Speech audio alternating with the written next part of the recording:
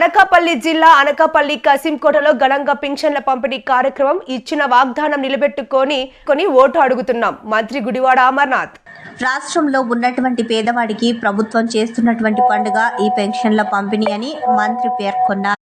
కసింకోటలో శనివారం వైసీపీ జిల్లా అధికార ప్రతినిధి మల్లా బుల్లిబాబు ఆధ్వర్యంలో పెంచిన పింఛన్ల పంపిణీ కార్యక్రమం అత్యంత ఘనంగా నిర్వహించారు. ఈ కార్యక్రమానికి ముఖ్య అతిథులుగా మంత్రి Gudivada Amarnath, MP doctor PV Satyavathi, నియోజకవర్గ ఇన్ఛార్జ్. మనం అధికారంలోకి వచ్చేటువంటి సమయానికి రాష్ట్రంలో పెన్షన్ 1000 రూపాయలు ఉండేది.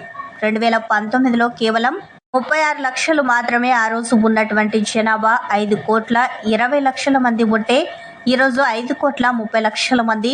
2019 సంవత్సరంలో మన ప్రభుత్వం అధికారంలోకి వచ్చేటువంటి సమయానికి పెన్షన్దారుల సంఖ్య 36 లక్షలు అయితే ఈరోజు రాష్ట్రంలో ఉన్నటువంటి పెన్షన్దారుల సంఖ్య అక్షరాల 66 లక్షలు ఉన్నారు. కసింకోటలో 15 కోట్ల రూపాయల అభివృద్ధి కార్యక్రమాలు నిర్వహించడం జరిగిందని అన్నారు. కొద్ది రోజుల్లో మరో 1.5 కోటి రూపాయల అభివృద్ధి కార్యక్రమాలు నిర్వహించడం జరుగుతుందని అన్నారు.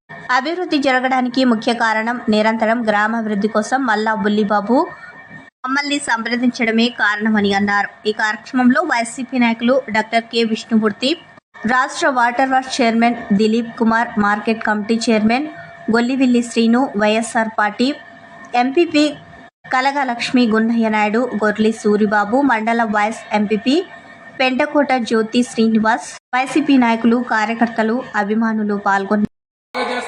చెప్పడానికి రేపు మళ్ళీ ఎన్నికల సమయంలో ప్రతిపక్షాలన్నీ కూడా వస్తాయి. ఒక్కసారి మిమ్మల్ని అందరినీ ఆలోచన చేయమని చెప్పి కోరుతా ఉన్నాం.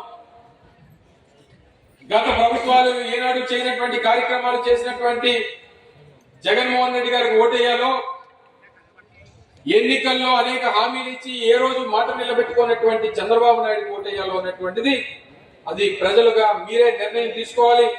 ఇచ్చినటువంటి మాట కట్టుబడి ఉండేటువంటి జగన్మోహన్ రెడ్డి గారికి అండగా నిలబడాలని చెప్పి మిమ్మల్ని అందరినీ కూడా ఈ సందర్భంగా ఈ వేదిక మీద నుంచి కోరుతా ఉన్నాం.